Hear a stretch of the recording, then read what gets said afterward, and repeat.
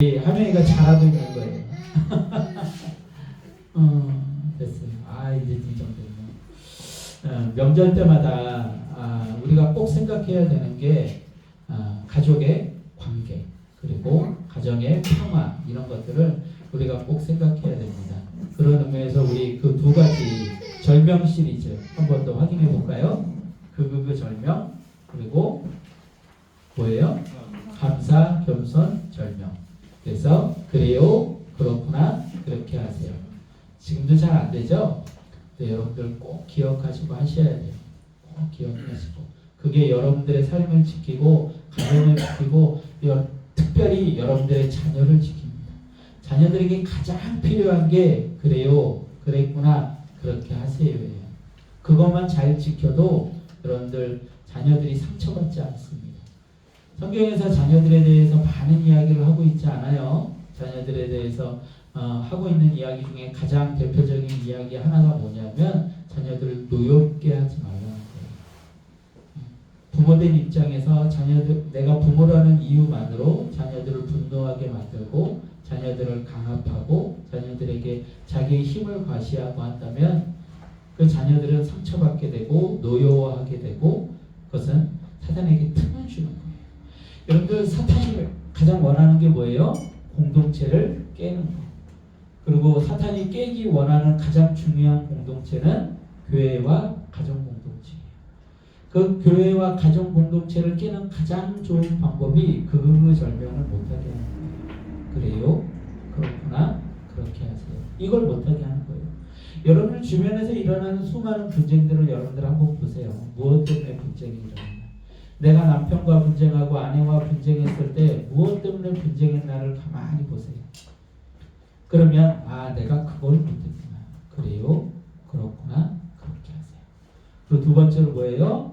겸손, 감사, 절명. 겸손하고 감사해야만 죽지 않을 수 있어요. 너무나도 중요한 겁니다. 우리에게 주어진 삶 속에서 우리에게 주어진 상황 가운데 우리가 감사를 잊어버리면 어떤 공동체는 깨져요. 유지될 수 있는 공동체는 존재하지 않습니다. 그리고 겸손을 잊어버리면 우리 안에 분쟁만이 있을 뿐이에요. 아담과 하와가 하나님 앞에서 두려워서 떠나게 되고 하나님을 원망하게 되고 하나님을 멀리하게 된 거 무엇을 못해서 그런 거예요? 겸손하지 못했기 때문이죠. 그리고 인생을 보면 여러분들 인생들 살아가는 모든 인생들의 모습을 보면 겸손이 없어요. 그래서 그 겸손이 없어서 누구에게 대항을 해요? 하나님께 대항을 하는 거예요. 우리 인간관계를 떠나서 하나님과의 관계가 깨지면 그 사람은 죽을 수밖에 없어요. 그건 너무나도 당연한 거죠. 그래서 겸손과 감사가 있어야 됩니다. 그것으로 무엇을 지켜요? 우리 가정을 지켜야 돼요. 이 명절에 모여서 화투하고 고스톱치고 아니면은 제사를 드리고 서로에게 용돈을 주고 하는 걸로 가정이 지켜지지 않습니다. 절대로 지켜지지 않아요. 그런데 그게 있으면 지켜질 수 있어요. 겸손과 감사 그리고 절명. 그게 있으면 가정이 지켜질 수 있어요. 다시 한번 이야기합니다. 사탄은요 교회와 가정 공동체를 깨기를 원해요. 그 두 가지가 무너지면 인생은 무너지거든요. 아무것도 할 수 없습니다. 그래서 그 두 공동체를 깨기 위해서 남편과 아내가 분쟁하게 만들고 자식과 부모가 분쟁하게 만드는 거예요. 그리고 교회에서 목사와 성도가 분쟁하게 만들고 성도와 성도끼리 분쟁하게 만드는 거예요. 그래서 여러분 안에 그런 사탄의 음성들이 들려오고 사탄의 유혹이 올 때 이겨내야 돼요. 뭘로? 말씀으로. 말씀을 기억하면서 이겨내야 돼요. 하나님께서 우리에게 이런 말씀들을 주셨지. 내가 겸손해야지. 내가 교만하지 말아야지. 내가 감사해야지. 라는 생각만 하더라도 여러분들의 공동체는 든든히 세워져 갈 거예요. 이 명절에 세배하는 것도 중요하고 같이 맛있는 음식을 먹을 것도 중요하고 다 중요하지만 가장 중요한 것은 그 두 가지를 꼭 기억하세요. 그러면 여러분들의 가정이 지켜지고 하나님이 기뻐하는 가정들이 세워져 갈 줄 믿습니다.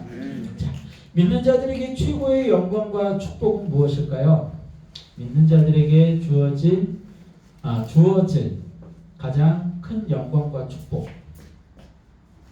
우리가 얻을 수 있는 가장 큰 영광과 축복, 구원의 축복. 구원의 축복. 근데 그 구원을 통해서 우리가 궁극적으로 얻으려고 하는 건 뭐예요? 구원 왜 받죠? 천국 가서 우리가 하려는 게 뭐예요?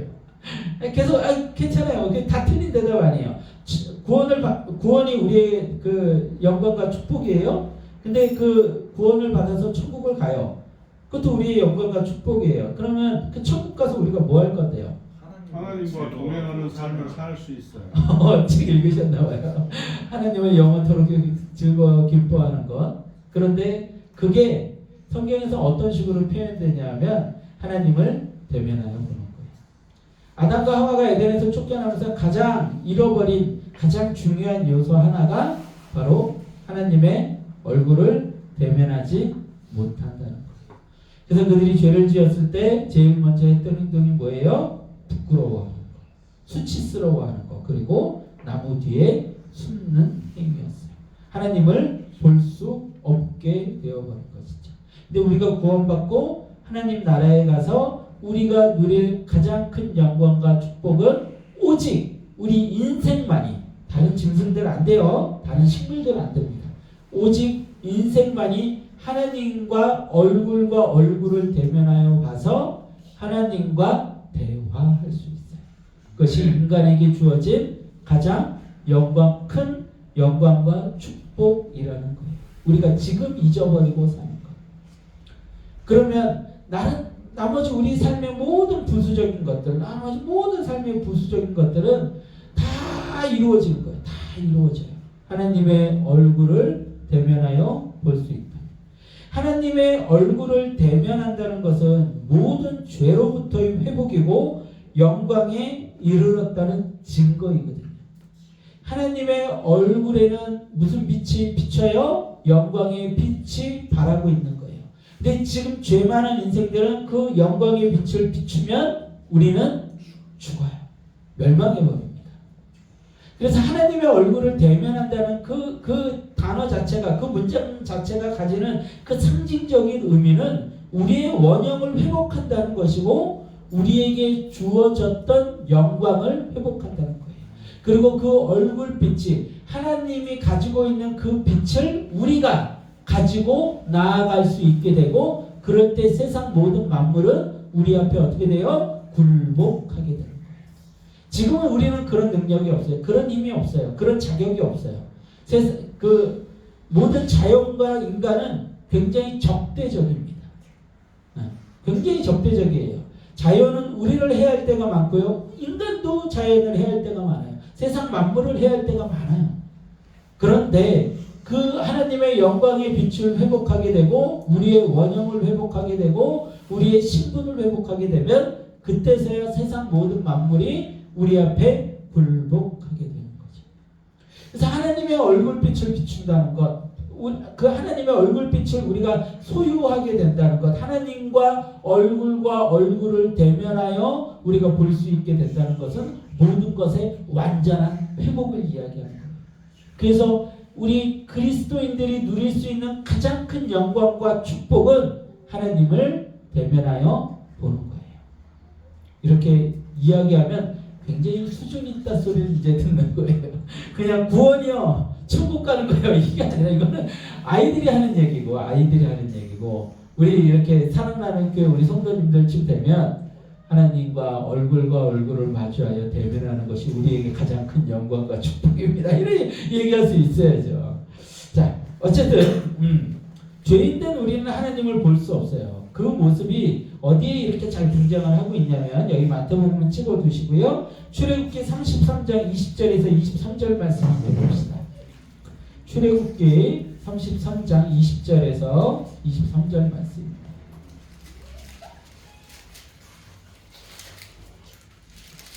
출애굽기 33장 20절에서 23절 말씀 다 찾으셨으면 함께 합독해 보도록 하겠습니다. 출애굽기 33장 20절에서 23절 시작. 또 이르시되 내가 내 얼굴을 보지 못하리니 나를 보고 살 자가 없습니다.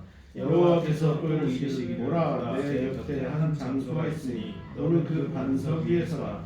내 영광이 지나갈 때에 내가 너를 반석 틈에 두고 내가 지나가도록 내 손으로 너를 덮었다가 손을 거두리 내가 내 등을 볼 것이요 얼굴은 보지 못하리라. 아멘, 아멘. 지금 이게 누구에게 하시고 계신 하나님의 이야기냐면 모세에게 하고 있는 이야기예요. 모세에게. 여러분들 모세라는 인물은요 하나님과 동행했던 인물로 너무나도 대표적인 인물 중에 한 명이죠. 그래서 이스라엘 백성들을 애굽에서 탈출시키고 그 이스라엘 백성들을 가나안 땅까지 이끌었던 40년이라는 시간을 그 광야길에서 그들을 인도하면서 하나님과 동행했던 아주 대표적인 믿음의 사람. 그런데 그에게 지금 하나님께서 뭐라고 하세요? 또 이르시되 내가 내 얼굴을 보지 못하리니 나를 보고 살 자가 없음이니라. 모세에게 지금 하고 있는 이야기예요. 그러면서 23절에 뭐라고 얘기하시면 손을 거두리니 내가 내 등을 볼 것이요 뭐라고요? 얼굴은 보지 못하리라. 모세조차도 다윗조차도 하나님의 얼굴을 보지 못하였어요. 그래서 아주 대표적인 그 증거 중에 하나가 예수님께서는 예수님의 초상을 이 땅 가운데 남겨놓지 않으셨어요. 그래서 모든 사람들이 하나님의 얼굴을 보려면 어떻게 해야 돼요? 어떻게 해야 돼요? 하나님 나라에 가야죠. 하나님 나라에 가야만 볼 수 있는 게 하나님 얼굴이에요. 그 하나님의 얼굴을 우리 인생들에게 허용하지 않으셨어요. 아니 더 정확히는 하나님의 얼굴의 영광의 빛을 인간들에게 허용하지 않으셨어요. 그걸 비추면 죄에 있는 인생들은 모두 다 죽어요. 그래서 부활하고 나서 우리가 완전한 하나님의 사람이 되었을 때 우리는 하나님의 얼굴을 볼 수 있게 되는 것이죠. 그래서 죄인된 우리는 하나님을 볼 수 없습니다. 그 두려움이 우리 안에 있어요. 그래서 그 두려움은 우리의 본능 안에 내재되어 있습니다. 아까도 얘기했지만 아담과 하와가 죄를 짓고 나서 제일 먼저 한 행동이 뭐예요? 나무 뒤에 숨는 거였어요. 그 두려움이 본능적으로 우리 안에 내재되어 있는 거죠. 하나님을 보면 우린 죽는다. 그 영광의 빛을 비추면 우리는 죽는다. 우리의 죄가 본능 가운데 그것을 우리에게 가르쳐주고 있는 거예요. 그러나 오늘 성경 말씀은 우리가 하나님을 보게 될 것이라고 선포하고 있습니다. 다시 한번 우리 본문으로 가세요. 마태복음으로 가겠습니다. 5장 8절 말씀. 5장 8절 말씀. 같이 합독합니다. 5장 8절 마태복음 5장 8절 시작. 마음이 청결한 자는 복이 있나니 그들이 하나님을 볼 것이며. 아멘, 아멘. 마음이 청결한 자는 복이 있나니 그들이 하나님을 보게 될 것이라고 얘기하고 있어요. 이 복에 대한 내용만 보더라도 이 복의 내용이 이 땅에서 우리가 누릴 복이 아니죠. 어디서 완전하게 이루어질 복이에요? 하나님 나라에서 완전하게 이루어질 복이죠. 지금 이곳에서 하나님의 영광의 빛이 비치면 다 죽어야 돼요. 다 죽어야 돼요. 우리 안에는 여전히 죄된 속성들이 있기 때문이죠. 우리는 저 천국에서 우리의 원형을 회복하고 완전한 거룩의 상태에서 하나님을 만나게 될 것입니다. 자, 요한일서 3장 2절에서 6절 말씀 함께 보겠습니다. 요한일서 3장 2절에서 6절 말씀.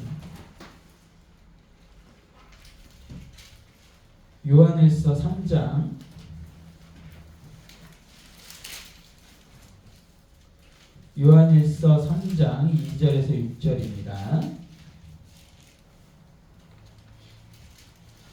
요한일서 3장 2절에서 6절 신약 끝부분에 있죠. 자, 같이 한번 합독해 보겠습니다. 요한일서 3장 2절에서 6절 시작. 사랑하는 자들아 우리가 지금은 하나님의 자녀라. 장래에 어떻게 될지는 아직 나타나지 아니하였으나 그가 나타나시면 우리가 그와 같을 줄을 아는 것은 그의 참모습 그대로 볼 것이기 때문이니 주를 향하여 이 소망을 가진 자마다 그의 깨끗하심과 같이 자기를 깨끗하게 하니라.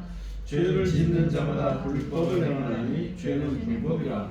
그가 우리 죄를 없애려고 나타나신 것을 너희가 아니 그에게는 죄가 없느니라. 그 안에 거하는 자마다 범죄하지 아니하나니 범죄하는 자마다 그를 보지도 못하고 그를 알지도 못하였느니라. 아멘, 아멘. 자, 오늘 성경에서 뭐라고 얘기하고 있습니까? 천천히 한번 볼게요. 사랑하는 자들아, 우리가 지금은 하나님의 자녀라. 장래에 어떻게 될지는 아직 나타나지 아니하였으나 그가 나타나시면 우리가 어떻게 해요? 그와 같을 줄을 아는 것은 그의 뭐라고 돼 있어요? 참모습 그대로 볼 것이기 때문이니. 지금은 이루어지지 않아요. 근데 장래에 우리가 하나님 앞에 설 때에 어떻게 된다고요? 하나님의 참모습 그대로 보게 된다는 거예요. 기대되지 않으십니까? 하나님이 어떤 모습이실지, 세상의 모든 아름다움을 창조하신 그 하나님은 과연 어떤 모습이실지. 3절부터 또 볼게요. 주를 향하여 이 소망을 가진 자마다 그의 깨끗하심과 같이 자기를 깨끗하게 하느니라.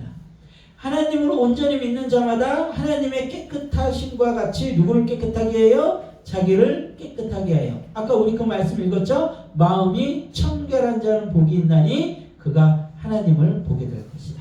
4절부터 계속 볼게요. 죄를 짓는 자마다 불법을 행하나니 죄는 불법이라 그가 우리 죄를 없애려고 나타나신 것을 너희가 아나니 그에게는 죄가 없느니라. 그 안에 거하는 자마다 범죄하지 아니하나니 범죄하는 자마다 뭐라고 되어 있어요? 그를 보지도 못하였고 그를 알지도 못하였느니라. 아멘. 범죄, 그 죄의 속성이 있는 자들은 하나님을 보지도 못하고요, 하나님을 알지도 못합니다. 그러니까 세상 사람들이 하나님을 알지도 못하고 보지도 못하는 건 너무나도 당연한 거일 수도 있어요. 그래서 우리가 하나님을 알고 있고 하나님의 말씀을 통해서 하나님을 보게 되는 것은 뭐라고 표현해요? 우리가 은혜인 거죠. 우리 스스로가 할 수가 없어요. 전적인 하나님의 은혜죠. 그래서 우리를 선택하신 거예요. 그래서 우리에게 그것을 보게 하신 것이죠. 그것이 바로 하나님이 우리에게 주시는 가장 큰 축복이며 은혜임을 믿기를 소망합니다. 우리 한 절만 더 찾아봅니다. 요한계시록 22장 1절에서 5절이에요. 요한계시록 22장 1절에서 5절. 자, 요한계시록 22장 1절에서 5절 같이 합독합니다. 시작. 또 그가 수정같이 맑은 생명수의 강을 내게 보이니 하나님과 및 어린 양의 보좌로부터 나와서 길 가운데로 흐르더라. 강 좌우에 생명나무가 있어 12가지 열매를 맺되 달마다 그 열매를 맺고 그 나무 잎사귀들은 만국을 치유하게 하여 이르더라. 다시 저주가 없으며 하나님과 그 어린 양의 보좌가 그 가운데 있으니 그의 종들이 그를 섬기며 그의 얼굴을 볼 터이요 그의 이름도 그의 이마에 있으리라. 다시 밤이 없겠고 등불과 햇빛이 쓸데없으니 이는 주 하나님이 그들에게 빛이심이라. 그들이 새 세포로 왕노릇 하리로다. 아멘, 아멘. 제가 지난주에 그 천국을 그려보라고 이야기를 했는데 해보셨는지 모르겠어요. 그런데 그 천국에 대해서, 그 하나님의 나라에 대해서 굉장히 구체적으로 많이 이렇게 보여주고 있는 말씀이 요한계시록인데요. 요한계시록의 이 22장 1절에서 5절 장면도 그 천국의 모습을 잘 보여주고 있어요. 근데 거기에 어떤 모습이래요? 길 가운데로 수정같이 맑은 생명수의 강이 이렇게 흘러요. 그러니 그 생명수의 강을 매일같이 우리는 먹을 수가 있는 거예요. 그리고 거기에 12가지 열매를 맺되 달마다 그 열매를 맺고 그 잎사귀들이 쫙 펼쳐 있는데 그것이 뭐예요? 그 잎사귀를 먹으면 모든 걸 치료받을 수 있는 잎사귀. 그런 나무들이 쫙 생명수 강가 주변에 이렇게 쫙 있는 거예요. 그리고 거기에서 하나님의 종들이, 하나님의 자녀들이 그곳에서 편안하게, 저주가 없는 그곳에서, 아픔이 없는 그곳에서 하나님을 찬양하고 높이게 되겠죠. 그런데 가장 큰 축복은 뭐예요? 4절에 보니까 뭐라고 돼 있어요? 그의 얼굴을 볼 터이요 그의 이름도 그들의 이마에 있으리라. 여기 이마에 있다는 소리는 뭐예요? 여기에 예수님 새기고 다닌다는 이야기가 아니라 우리의 생각과 우리의 모든 그 신분에 누구의 이름이 새겨진다는 거예요. 우리의 머리에 우리의 그 신분이 예수 그리스도의 자녀라는 신분이 새겨진다는 거예요. 그러면 세상의 모든 만물들은 그 자격 앞에 그 신분 앞에, 자녀된 그 신분 앞에, 양자된 그 신분 앞에 엎드리게 되는 거죠. 우리가 그렇게 다니게 되는 거예요. 거기서 가장 큰 축복은 그의 얼굴을 보게 되는 거죠. 다시 밤이 없겠고 등불과 햇빛이 없을 터이니 이는 주 하나님이 그들에게 뭐라고요? 빛이시니라. 우리 아까 그 빛으로 비추시네 찬양 드렸는데 오늘 굉장히 말씀과 잘 어울리는 찬양이었던 것 같아요. 하나님께서 그 영광의 빛을 우리에게 비추시죠. 그리고 우리에게서 그 영광의 빛이 비추게 되고 그 영광의 빛으로 말미암아 우리가 세세토록 뭐하게 된다고요? 왕 노릇하게 되는 거예요. 세상 모든 만물을 다스리게 되는 거예요. 이게 우리에게 주어진 축복이에요. 그러니 예수님 믿어야 되겠어요? 안 믿어야 되겠어요? 예수님을 믿으면 영원히 우리가 그것을 누리며 살아가게 된다는 거예요. 하나님의 계획은 한 번도 실패한 적이 없어요. 천지를 창조하시면서 하나님은 하나님의 형상대로 인간을 창조하셨고 하나님과 함께 세상을 다스리기를 원하셨어요. 그리고 그 계획을 사탄은 실패하게 만들려고 했지만 하나님은 실패하지 않으시고 예수 그리스도의 십자가 죽음을 통하여서 완성하셨죠. 그리고 획득하셨어요. 그리고 이제 그것을 다시 저 하나님 나라에서 다시 이루어질 새하늘과 새 땅에서 우리가 영원히 누리게 하는 것이죠. 그게 얼마나 기대가 됩니까? 그러니까 이 땅의 것들을 다 버릴 수 있고 이 땅의 것들을 다 포기할 수 있어요. 여러분들 100년의 삶 아주 길게 살아야 100년의 삶 그것을 위해 가지고 이 땅의 욕망을 위해서 그 영원한 이 말할 수 없는 이 축복을 포기해요. 영원히 하나님과 함께 하나님의 영광의 빛을 가지고 왕 노릇하는 그 축복을 포기를 해요. 어리석은 인간들이죠. 조금만 고민해봐도 알 수 있어요. 조금만 고민해봐도. 근데 그걸 모르네요. 그걸 알려고 하지 않나요? 무엇 때문에? 하나님의 영광의 빛을 두려워하기 때문에. 하나님께로 나아가는 것을 두려워하기 때문에. 그리고 우리는 감사해야 돼요. 그 비밀을 알게 됐다는 것, 믿게 되었다는 것을 감사하게 되어야 된다는 것이죠. 그런데 그렇게 거룩의 상태에서 하나님을 만나게 되는 데는 조건이 있대요. 그 조건이 오늘 성경에서 뭐라고 얘기하고 있어요? 마음이 청결해야 된다는 것이죠. 우리가 이 땅에서 하나님을 경험할 수 있어요. 완전하게 하나님의 그 영광의 빛을 완전하게 우리가 볼 수는 없지만 그 얼굴을 완전하게 볼 수는 없지만 경험할 수 있어요. 성경을 통해서 말씀을 통해서. 그리고 오늘 산상수훈에서는 예수님이 뭐라고 얘기를 하시고 계세요? 마음이 청결한 자는 하나님을 보게 될 거라는 것이죠.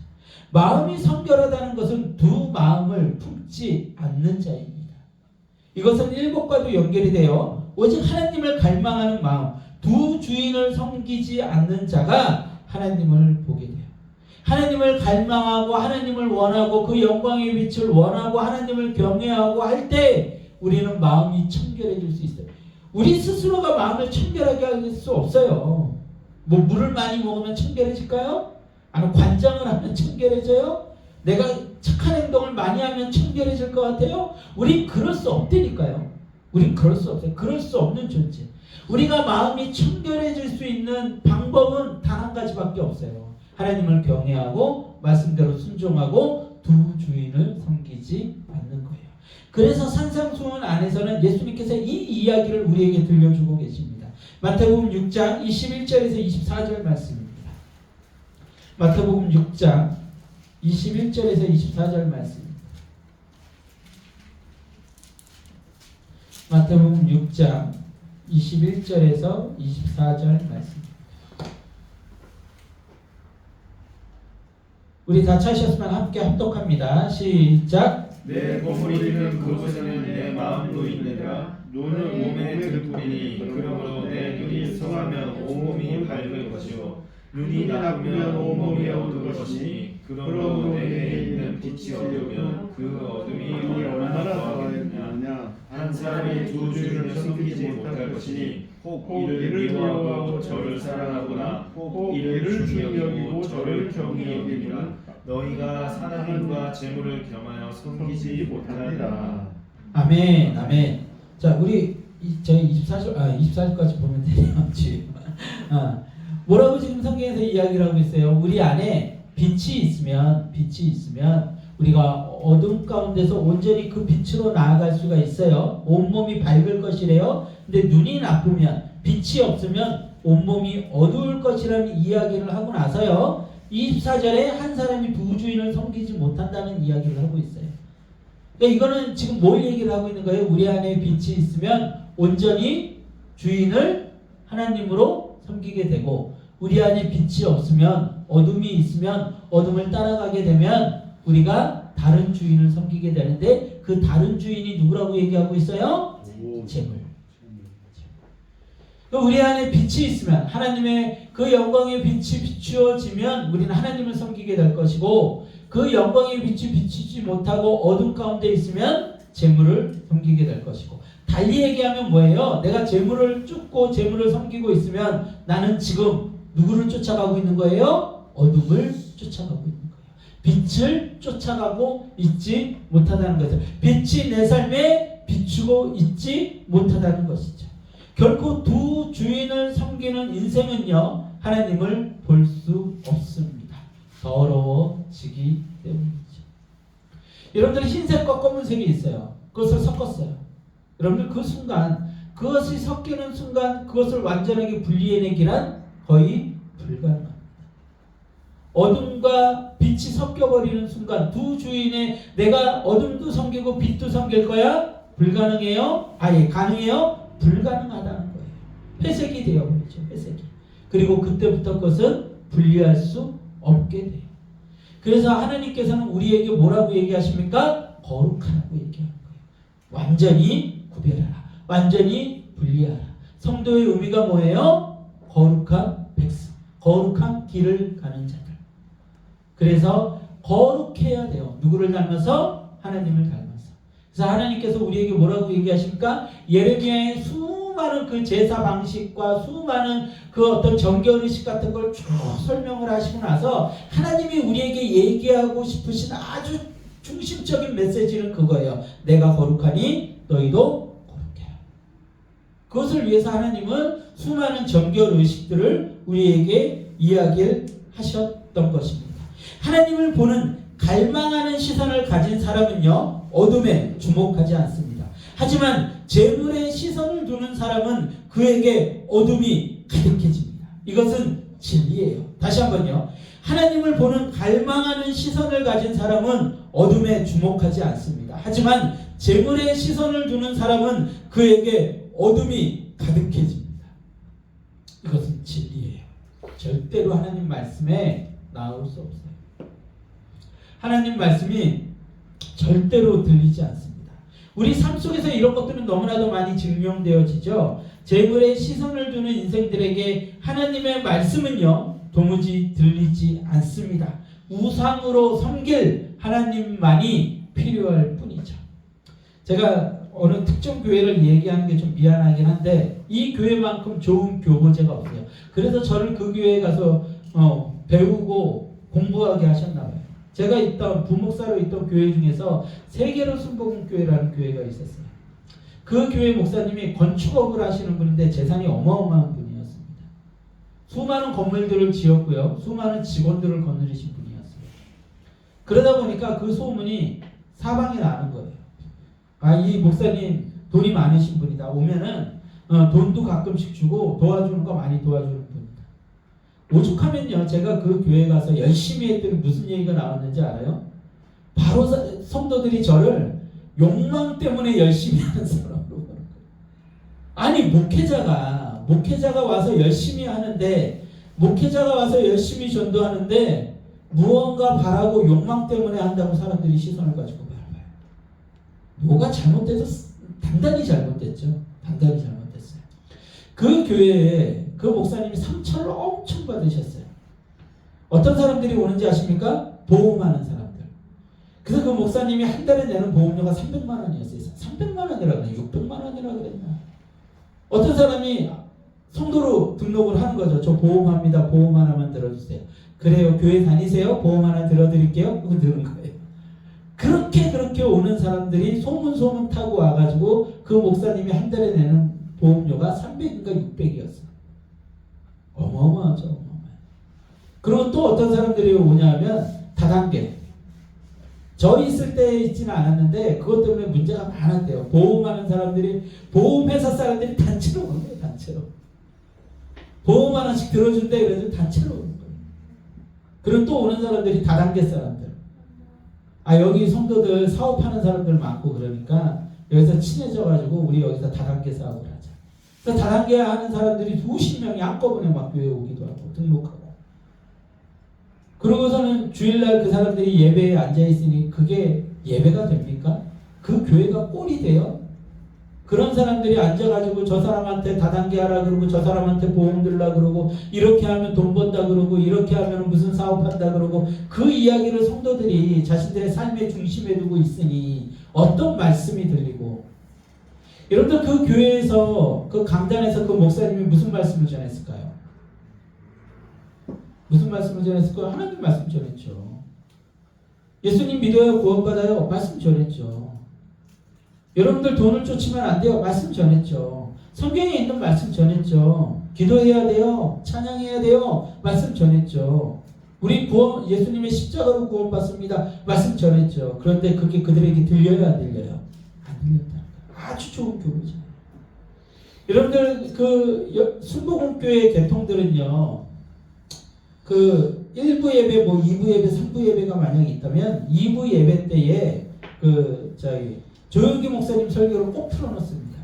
그러니까 3부 예배는 그 교회 목사님이 설교를 하시고 2부 예배는 조영기 목사님 설교를 틀어놔요. 그러면은 조영기 목사님 설교에서 여러분들 우리나라에서 최고로 설교 잘한다는 분들을 꼽으라면 꼭 들어가는 분이 조영기 목사님이에요. 근데 그분이 아무리 설교를 해봐야 그 사람들이 변해요? 안 변해요? 안 변하는 거죠. 안 변하는 거예요. 뭐예요? 그 사람들은 이미 무엇을 지금 바라보고 있는 거예요? 어둠을, 돈을, 재물을 바라보고 있는 거죠. 그러니까 돈 있는 사람들끼리 어울리는 거예요. 회사 사람들 데려다가 너희들 회사 다니려면 교회에 와라 그러고 데려다 놓은 거예요. 그러니 그 사람들한테 무슨 설교 말씀이 들리고 어떤 은혜가 있습니까? 제가 가가지고 깜짝 놀란 게 그거예요. 전부 다 상처투성인 거예요. 억지로 교회에다 앉혀놔가지고. 그 청년들 위로하고 그 청년들하고 웃고 떠들고 하는 게 저의 일이었어요. 교회는 그런 곳이 아니거든요. 기쁨이 있어야 되거든요. 하나님으로 인해서 예배드림이 기쁨이 돼야 되는데 전부 다 예배드리는 건 전부 다 짐을 지고서는 하나님 앞에 나와 있는 거예요. 그들에게 하나님의 말씀이 들립니까? 안 들리죠. 아무리 선포돼도 빛으로 나아가지 못하게 되는 거예요. 어둠 가운데 있게 되는 거예요. 절대로 다른 의도를 가지고 교회에 나와 있는 사람들, 여러분들은 하나님의 말씀 들리지 않아요. 그래서 큰 교회에 있는 장로님들, 여러분들 그들이 온전히 하나님 앞에 순종하는 자로 서기가 쉽지가 않아요. 큰 교회에 가면은요, 미안하지만 여러분들 막 몇천 명 되는 교회에 하루에 거둬지는 헌금이 어마어마하거든요. 그리고 그것으로 교회가 제일 먼저 하는 게 다 그런 거 아니에요. 다 그런 거 아니에요. 오해하시면 안 돼요. 제가 그런 거에 대해서 비판하는 이유는 뭐냐면 제가 잘났다는 걸 얘기하는 게 아니라 여러분들의 중심이 무엇을 향해야 되는지 그것을 얘기하고 있는 거예요. 오해하시면 안 돼요. 그런데 그 돈으로 교회들이 제일 많이 하는 것들이 부동산을 사는 거예요. 땅을 사요. 땅을 사고 건물을 올립니다. 선교에 써야 될 돈인데 여러분들 그 돈을 땅을 사고 건물을 올리다가 돈이 많이 들어가가지고 빚 갚는 데 샀어요. 빚 갚는 데. 그래서 사랑의 교회가 문제가 됐던 거잖아요.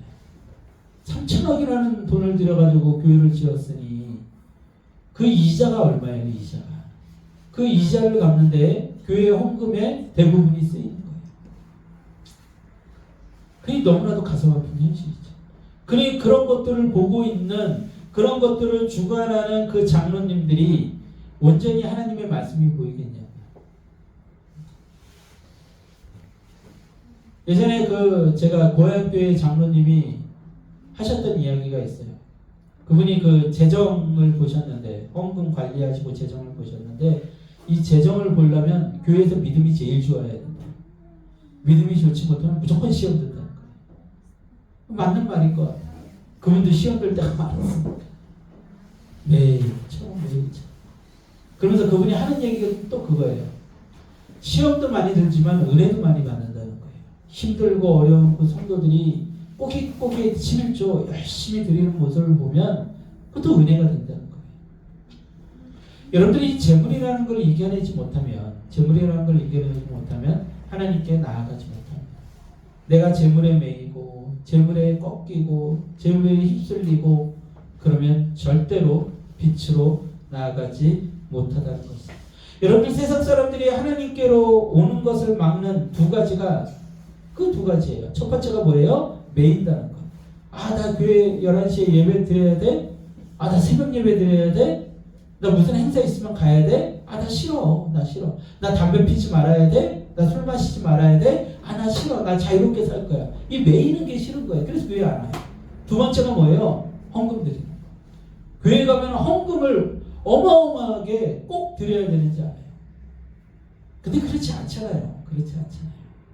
여러분들 하나님 앞에 헌금 드림으로 인해 가지고 그것으로 자신의 삶이 흔들릴 정도의 사람이라면 이미 흔들렸어요. 근데 그런 것들을 이제 생각하지 못하고 이 10,000원짜리 하나, 1,000원짜리 하나도 교회 와서 헌금하는 거가 가치 없다고 생각을 하는 거죠. 그래서 제가 기도할 때마다 꼭 하는 얘기가 그거예요. 우리의 모든 것은 누구 거다? 하나님의 거다. 그 중에 일부를 하나님께 드리면서 우리의 믿음을 고백하는 거예요. 그게 11조예요. 나머지 10의 9는 내가 11조 드렸으니까 10의 9는 내 거야가 아니라 그 모든 것이 다 하나님의 것인데 10의 1조로 내가 그것을 믿음의 고백을 하는 거예요. 쉽지 않거든요. 근데 10의 1조를 드렸다고 10의 9가 제 거예요? 그게 아니라는 거예요. 모든 것은 하나님의 거죠. 그런데 그 중에 10의 1조로 믿음의 고백을 하는 거예요. 그런 어떤 믿음의 그 깊은 것들을 깨닫지 못하는 사람들은 성경에 교회에 가서 헌금? 우리가 왜 교회에서 돈을 내야 돼? 우리 교회에 뭐 받으러 가야 되는 사람. 그렇게 생각들을 하니까 교회에 나오지 못하는 거죠. 세상에 살아가는 모든 사람들을 불행하게 만드는 그 한 가지가 바로 돈이죠. 여러분들이 돈이라는 걸 사람들이 많이 벌기 때문에 돈이라는 것으로 그 무언가 물질들을 생성을 하고 추구하기 때문에 우리는 상실감을 느끼고 우리는 힘들게 되는 거예요. 아까 우리 요한계시록 말씀 봤죠? 그 하나님 나라에 가면 우리가 돈을 벌기 위해서 막 노력해야 되는 게 아니라 뭐를 준비해 놓으신대요? 생명수 강을 준비해 놓으신대요. 그리고 그곳에 생명수 나무들이 매일처럼 치유의 열매들을 맺고 치유의 잎사귀들을 맺히면서 그쪽에 쫙 생명수 강가에 이렇게 나무들이 자라고 있는 거예요. 거기서 우리 재물을 추구하고 그러지 않잖아요. 그 축복을 우리에게 주신다는데 우리는 이 땅에서 엉뚱하게도 재물의 주인 삼아서 그 영광과 축복을 놓치고 산다는 것이죠. 여러분들 이 세상은 그냥 보기에도 돈이 신이 되어버렸습니다. 그리고 구약에서는 그 돈을 재물을 섬기는 우상을 만몬신이라고 불렀어요. 지금도 마찬가지고요. 돈을 위해 거짓을 행하고 살인하며 가족도 버립니다. 뭐 이런 얘기 너무나도 많이 들어서 뭐 예화 들 필요도 없죠. 예화를 갖다 쓰려면 몇 박 며칠 얘기해야 될까요? 30박 30일이는 얘기해야 될 거예요. 돈 때문에 부모가 자식을 버리고 자식이 부모를 죽이고 돈 많은 집이라고 안 그래요? 여러분들 맨날 드라마 영화에서 보면 나오는 그 어떤 소재들이 뭐예요? 돈 때문에 큰 기업에서 자식이 부모를 죽이는 그런 사건. 여러분들 돈이 있으면 모든 것이 이루어질 것 같은 거죠. 하지만 여러분들 돈으로 살 수 없는 것이 결국 삶의 행복을 결정한다는 거예요. 우리의 삶의 행복을 결정하는 것들은 결국 돈으로 살 수 없는 것들이에요. 가장 대표적인 게 뭐죠? 사랑이죠, 사랑. 내 사랑하는 사람이 날 사랑해줬습니다. 근데 돈으로 해결돼요, 안 돼요? 돈으로 해결 안 돼요. 돈으로 사랑 절대로 못 삽니다. 호의는 살 수 있을지 몰라요. 내가 돈을 베풀면 호의는 나에게 베풀 수 있을지 몰라요. 근데 그 사람들이 진정으로 날 사랑할까요? 진정한 사랑을 깨달을 수 있을까요? 그렇지 못하지. 그렇지 못하지. 친절을 베풀고 돈을 베풀면 잠깐 동안 눈을 땡글땡글 뜨면서 아이고 고맙습니다 라고 할 수 있을지 모르지만 그 마음에서 우러나오는 사랑은 우리 얻지 못해요. 그 호의가 끊어지면. 제가 가끔씩 그런 얘기 하잖아요. 우리 노숙자분들 그렇게 여러 명을 먹여 살리고 그분들에게 있는 거 그때는 얼마나 가난하고 힘들었는지 몰라요. 열심히 밥해 먹이고 라면 끓여 올리고 막 그랬는데 돈 안 주면 저주하고 가니까 저주하고 가요. 그따위로 살지 말라고. 네가 목사냐고. 목사 맞는데. 그러면서 가요. 그러니까 돈으로 살 수 있는 건 잠시 제가 돈을 주고 먹을 걸 주고 할 때는 어땠을까요? 그 모습들이. 그 거칠게 살아오신 분들 막 거친 모습들의 그분들이요 얼마나 천사 같은 얼굴을 하고 저한테 고맙다고 하는지 몰라요. 근데 그렇지 않아요. 그걸로 살 수 없는 것들이 있어요. 여러분들 결혼할 때 남편과 아내가 서로에게 선물해주고 사랑한다 그러고 반지 선물해주고 맛있는 거 사주고 연애 초기에는 호텔 뷔페도 데려가고 막 그러다가 결혼하고 나면은 그러지 못하면은 어때요? 맨날 싸우죠. 너 왜 돈 안 가져오냐고 남편한테 돈 벌어. 서로 그런 것들이 여러분들 보면 너무나도 분명하잖아요. 돈으로 사랑을 살 수 없어요. 부모 자식 관계도 마찬가지예요. 돈으로 사랑을 살 수 없어요. 돈으로 부모 선택할 수 없어요. 내가 돈이 많으니까 내 부모는 이런 부모를 난 선택할래. 내가 돈이 많으니까 내 자식은 이런 자식을 선택할래? 절대로 불가능합니다. 여러분들 우리 인생에서 가장 중요한 것들은 돈으로 살 수 없는 것들이라니까요. 뭐 반지, 먹을 거, 차, 집 돈으로 살 수 있죠. 근데 아무리 60평, 100평짜리 집에 살아도 그 안에 있는 내 공동체 구성원들이 나를 사랑하지 않는다면, 아니 그곳에 나 혼자 살고 있다면 그 공허함에 미쳐버릴 거예요. 그 넓은 집 청소하느라 미쳐버릴 거예요. 그래서 아줌마 데려다 써가지고 아줌마 데려다 청소한다고 그 사람이 행복할 수 있을까요? 100평짜리 집에 살면서 그 사람이 행복할 수 있어요? 절대로 행복할 수 없어요. 행복할 수 있는 것들, 나에게 사랑을 줄 수 있고 나에게 행복을 줄 수 있는 것들은 다 돈으로 살 수 없는 것들입니다. 그 중에서 가장 돈으로 살 수 없는 가장 중요한 게 뭐예요? 가장 중요한 게 뭐예요? 돈으로 살 수 없는 가장 중요한 거. 구원이죠, 구원. 구원은 돈으로 절대 살 수 없어요. 아무리 많은 기부금을 내고 아무리 교회를 많이 세워도 그 안에 믿음이 없으면요, 그 안에 하나님을 향한 갈망과 사랑이 없으면요, 구원 받을 수 없죠. 구원 받지 못하면 뭐 할 건데요? 이 땅에 열심히 살아서 뭐 할 건데요? 제가 얘기하잖아요. 차라리 죽어버리는 게 나아요. 힘들게 일하면서 뭐하러 살아요? 힘들게 살아가면서 그렇게 나중에 스트레스 받고 자식한테 막 키우면서 스트레스 받고, 그래서 사람들이 요즘 자식들을 안 낳는 거 아니에요. 남들 때문에, 가진 자들 때문에 상실감 느끼고, 야, 저 사람 저 좋은 차 타네, 저 사람은 저런 거 먹네 하고 상실감 느끼고, 맨날 인스타 보면서 사람들이 하는 게 뭐예요? 상실감이잖아요. 야, 저 사람 저기 놀러 갔네, 난 왜 못 놀러 가지? 저 사람 저런 거 샀는데 난 저런 거 왜 못 사지? 그래서 그 상실감에 막 미쳐가는 거예요. 세상이 다 미쳐가고 있어요. 근데 왜 그러면서 왜 살라 그래요? 구원이 없으면 아무것도 아니에요. 아무것도. 내가 천국을 보장받지 못한다면, 영원의 시간을 천국에서 보장받지 못한다면 아무것도 아니에요. 근데 그 돈으로 살 수 있어요, 없어요? 돈으로 살 수 없어요. 그런데 이 어리석은 인간들은 두 주인을 섬기죠. 하나님도 섬기고 돈도 섬기는 거예요. 내가 물질이 이만큼 채워졌습니다.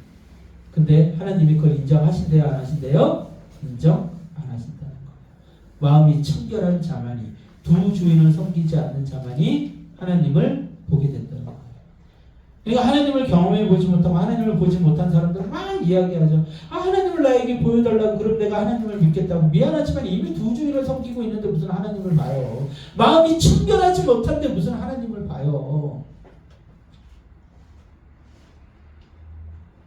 불가능한 거죠. 결국 진정한 행복을 가져다 주는 본질은요, 돈이 해결 못합니다. 두 마음을, 두 주인을 섬기지 말아야 합니다. 그 사람이 하나님을, 그 거룩하신 하나님을 보게 될 것입니다. 우리 말씀 한 장 더 찾아보겠습니다. 출애굽기 33장 3절에서 6절이에요. 출애굽기 33장 3절에서 6절입니다. 출애굽기 33장 3절에서 6절.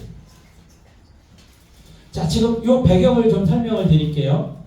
이스라엘 백성들이 출애굽을 하고 나서 시내산이라는 곳에 머물게 됩니다. 그 시내산에서 하나님께서 모세에게 올라오라고 해요. 그 산 위에 올라와서 하나님이 모세에게 돌판을 허용하십니다. 율법을 허용하세요. 그 율법을 허용한다는 건 무엇이냐 하면 너희 백성을 내 백성으로 내가 너희와 계약을 맺겠다라는 의미가 담겨져 있어요. 그 굉장히 중요하고 의미 있는 자리죠. 그것을 하기 위해서 모세가 시내산에 올라가서 하나님을 만납니다. 근데 그 시내산에 올라가서 모세가 한참을 있었던 거예요. 아니, 오래 있지도 않았어요. 근데 밑에 있었던 이스라엘 백성들이요, 조금씩 딴 생각을 먹기 시작을 합니다.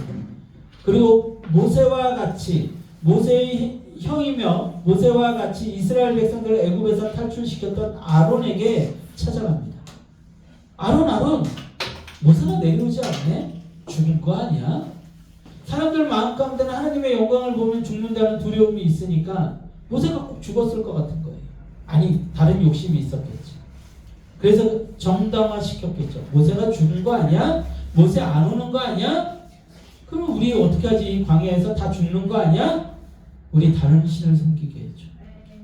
우리 여기서 우리를 구원해줄 다른 신을 섬기게 해줘. 라고 아론에게 이야기를 하죠. 그러자 아론이요, 장신구들을 가져오라고 합니다. 너희들이 가지고 있는 금붙이를 가지고 와라. 그래서 그것을 녹여서 금송아지를 만들어요. 그리고 그 금송아지를 가운데다 두고서는 그 이방 제사를 금송아지 앞에 드립니다. 하나님께서 그 백성을 이끌어내기 위해서 얼마나 많은 노력을 하셨는데, 얼마나 많은 일을 하셨는데 하나님을 버려버린 거죠. 그리고 그들은 금송아지를 섬기기 시작해요. 왜 금으로 만든 송아지여야만 했을까요? 그럴듯해 보이거든요. 뭔가 그게 우리에게 부를 줄 것 같고, 우리를 좀 잘되게 할 것 같고, 그래서 금송아지를 만들어요. 그래서 그걸 섬깁니다. 그 앞에서 추악한 제사를 드리는 거예요. 이방에서 배운 음란한 제사를 드리는 거죠. 여러분들 고대 그 당시에 그 고대 근동의 그 제사 방식들은요, 전부 다 음란함이 껴 있습니다. 아니, 모든 인간들이 드리는 모든 그런 제사의 행위에는 음란함이 껴 있어요. 왜 그러냐 하면 그 당시에 인간들에게 가장 필요한 건 먹고 사는 문제였거든요. 신을 두려워했던 이유가 신이 비를 안 내리고 해를 가려버리면 자신들은 죽거든요. 그래서 신이 자식들을 못 낳게 하면 전쟁에서 질 수밖에 없거든요. 농사를 지을 자들이 없거든요. 그래서 그들이 섬겼던 신들은, 대부분 만들었던 우상들은 자연을 통제하는 신이거나, 그게 바알이었어요. 비를 내리게 하는, 농사를 잘 되게 하는 바알. 그래서 번개를 치게 한다거나 비를 내리게 하는 신들. 그래서 여러분들 그 그리스 신화에서도 제우스가 뭘 들고 있어요? 번개를 들고 있죠. 왜 번개를 들고 있어요? 비를 관장하는 거거든요. 비가 내릴 때 번개가 치니까. 그리고 또 한 가지 신은 뭐냐면 아스타로 신이었어요. 출산, 풍요를 관장하는 신. 그래서 그 아스타로 신과 바알 신을 만족시키기 위해서 제단 앞에서 성행위를 합니다. 그리고 그 당시에 그 신전을 지키는 어떤 사제나 이런 사람들은 매춘부들이에요. 그래서 사람들이 오면 그 사람들과 성행위를 합니다. 그 금송아지 앞에서, 바알의 신상 앞에서, 아스타로스 신상 앞에서 성행위를 하는 거예요. 그러면서 음란하죠. 그리고 막 엑스터시를 즐깁니다. 막 그 환각, 환상 이런 걸 막 즐기는 거예요. 그때부터 이미 마약이라는 게 있었죠. 그래서 사람들이 그것을 즐기고 하는 것들이 그들의 제사 행위였어요. 근데 지금 그걸 누가 따라하고 있어요? 이 이스라엘 백성들이 따라하고 있는 거예요. 누구 앞에서? 하나님의 율법을 받는 그 신의 산 앞에서. 그러니 하나님께서 이들에게 얼마나 분노하셨을까요? 그래서 하나님이 모세에게 뭐라고 얘기를 하냐면 그 전까지는 내 백성이라고 하셨는데 모세에게 분노를 발하시면서 내 백성, 네 백성을 데리고 이 백성을 싹 죽여버립니다. 그리고 너를 통해서 하나님의 백성을 다시 시작합니다. 모세에게 그렇게 이야기하신 정도였어요. 근데 모세가 하나님 앞에 간절히 원합니다. 뭐라고 간절히 원했냐면 하나님 그렇게 되면 이방 민족들이 하나님을 우습게 볼 거 아닙니까? 하나님의 백성을 하나님의 나라를 만든다고 이스라엘 백성들을 끌고 나오셨는데 그 백성을 여기서 다 죽인다 그러면 하나님의 영광이 가리워지지 않겠습니까? 라고 이야기하면서 모세가 무릎을 꿇고 간절히 빌어요. 그래서 하나님이 그들을 용서합니다. 하나님이 이미 알고 있었겠죠. 누구의 기도를? 누가 그렇게 기도할 것이라는 걸 이미 알고 계세요? 모세가 그렇게 이야기할 것이라는 걸 이미 알고 계세요. 그러니까 모세가 예수님의 그림자라는 이야기를 듣는 이유가 그거예요. 중보하는 자였거든요. 하나님 앞에서 자신의 백성들을 하나님의 백성들을 살리기 위해서 중보하는 자. 예수님이 그러셨거든요. 그래서 모세가 위대했던 거예요. 그렇게 하나님의 백성들을 살립니다. 그러자 하나님께서 그 이스라엘 백성들에게 모세에게 하셨던 이야기가 33장 3절에서 6절이에요.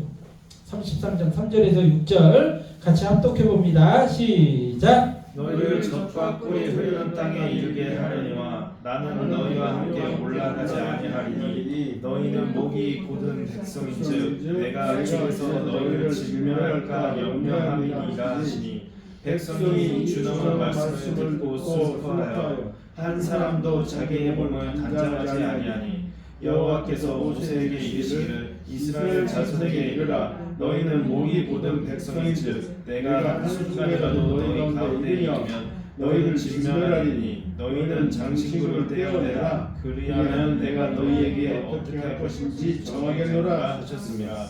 이스라엘 자손이 호렙산에서부터 그들의 장신구를 떼어내리라. 예. 지금 이스라엘 백성들에게 하나님께서 말씀을 하시면서 그들을 뭐라고 표현하면 목이 곧은 백성이래요. 겸손하지 않은, 교만한, 꺾이지 않는 고집스러운 그런 백성.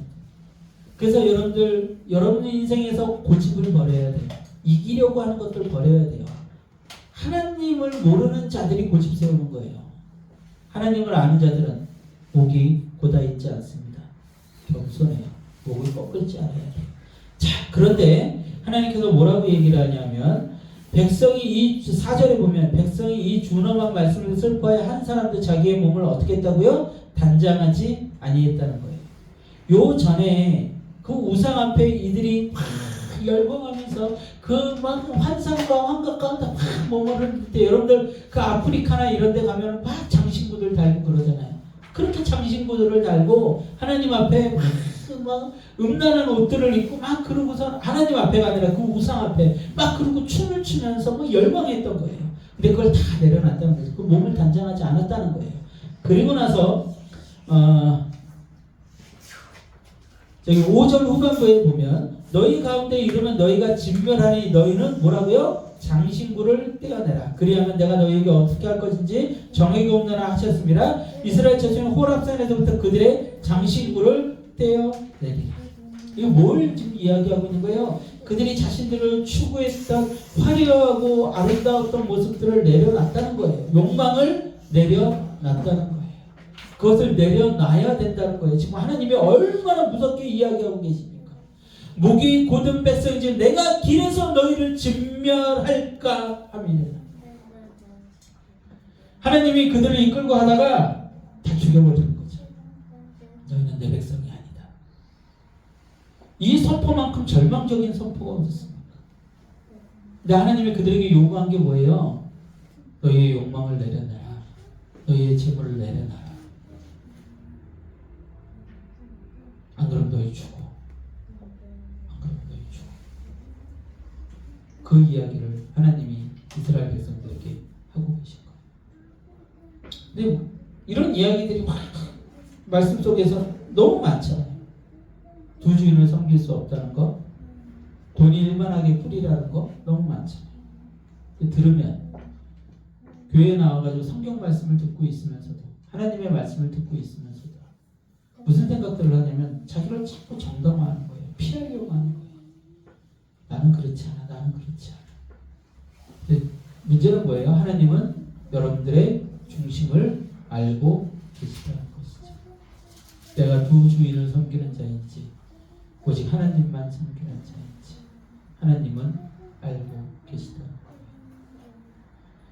하나님을 보지 못하면 하나님을 보지 못하는 자는 죽은 자, 버림받은 자, 천국에 들어갈 수 없는 자.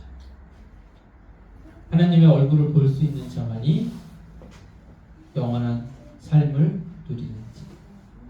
그렇다면 우리가 마음이 청결해야 되겠죠. 두 주인을 섬기면 안 되겠죠. 하나님을 갈망해야 되겠죠. 그래야만 살 수 있으니까요. 어떤 두려움도 없이 하나님을 기쁨과 평안 가운데 보게 될 것입니다. 마음을 정결하게 하십시오. 마음을 결정하십시오. 나의 주인이 누구인지, 내가 누구만을 구해야 되는지, 누구만을 따라야 되는지. 가진 자, 능력 있는 자, 돈 많은 자, 그들을 따를 것이 아니라 하나님을 따라야 됩니다. 돈 많고 가진 자들하고는 친하려고 하고 함께 하려고 하고, 그래서 여러분들을 다 분리시켜 놨을지도 몰라요. 그런 자들로부터. 그전에는 여러분들 그 돈 많은 자들과 함께 하기를 원했고 그들을 챙기기를 원했고 그들을 돌아보기를 원했잖아요. 하나님 다 잘라버리시고. 제 주변에 돈 많은 사람이 없네요. 너무 은혜로운 거죠. 그들을 의지하지 않아도 되니까, 그들에게 기대지 않아도 되니까 너무 다행인 거죠. 하나님의 보호하신 가운데 하루하루를 살아가니까. 제가 이번 주에 편의점 정상금을 받고 나서 야 큰일 났다 해가지고 근무 시간을 늘렸어요. 맨날 줄타기에 줄타기의 삶. 삐끗하면 갈 것 같은데 하나님 손잡고 이 줄 타면서 근데요, 제가 오늘도 이렇게 아침에 묵상을 하는데 하나님이 기가 막히게 딱 맡겨주셨다는 거예요. 여러분들 그 청천동화가 장사가 잘 돼요. 근데 그만큼 장사가 안 됐으면 저 적자였어요. 무조건 한 달에 1,200씩 제 돈을 꼬라박아야 사람들 월급을 주거나 아니면 제가 열몇 시간씩 하루에 더 일을 해야 될 거였어요. 잠못 자고. 그런데 거기에 딱 맡겨주시는 거예요. 그래서 유지되게끔. 하나님 참 스펙타클하십니다.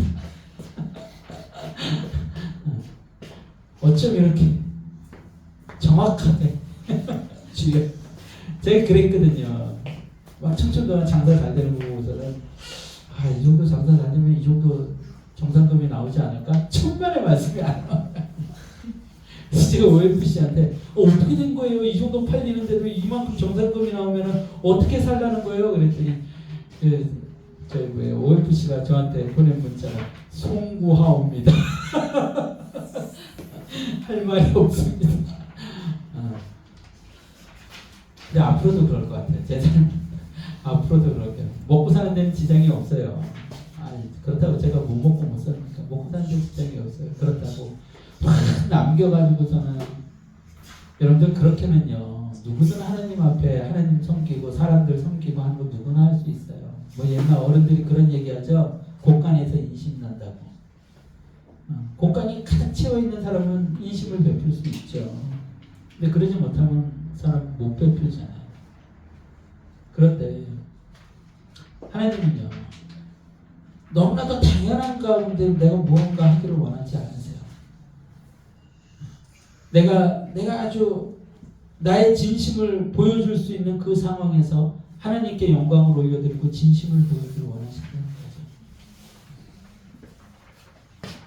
그게 하나님의 영광을 드러내는 거고, 이번에도 우리 직원들 저희 설 선물 전 받아본 적이 없거든요. 받아봐야 조그만 김 한 봉지 받고 뭐 이 정도였는데, 그래도 직원들에게 그런 거 하나라도 해주면 아 그래도 저 사람이 하나님을 믿는 사람인데 그래도 이런 게 좀 다르네 라는 생각을 좀 할 것 같아요. 그래서 좋은 걸로 살려고 애를 씁니다. 아내가 옆에서 그러더라고요. 여보 괜찮아? 여보 괜찮아? 이거 사도 괜찮아? 괜찮아. 하면서 부르르 떨면서 그 선물을 사가지고 그 사람들에게 나눠주고, 그런 것들을 기대하시는 거죠. 그런 거. 가난한 사람들을 도울 때 없는 가운데 돕기를 원하시고, 함께 나누고 베풀고 밥을 먹고 할 때 없는 가운데 나누기를 원하시는 거예요. 거기에 뭐가 담겨 있을까요? 진심이 담겨 있습니다. 하나님은 그걸 보기 원하시는 거죠. 가진 게 많은 사람이 헌금 드리는 거, 여러분들 누구나 할 수 있죠. 누구나 할 수 있어요.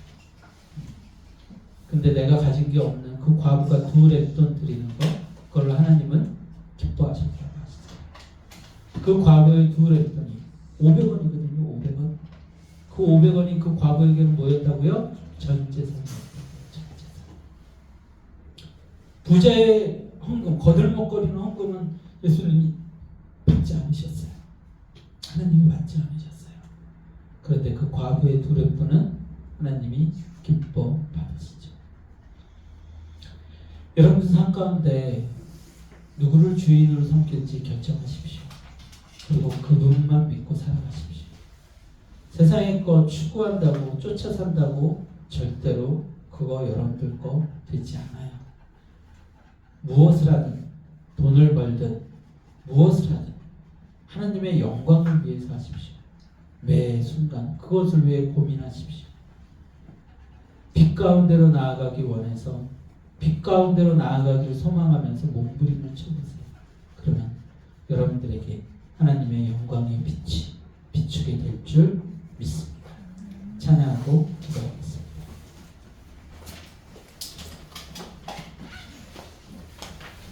빛으로 비추신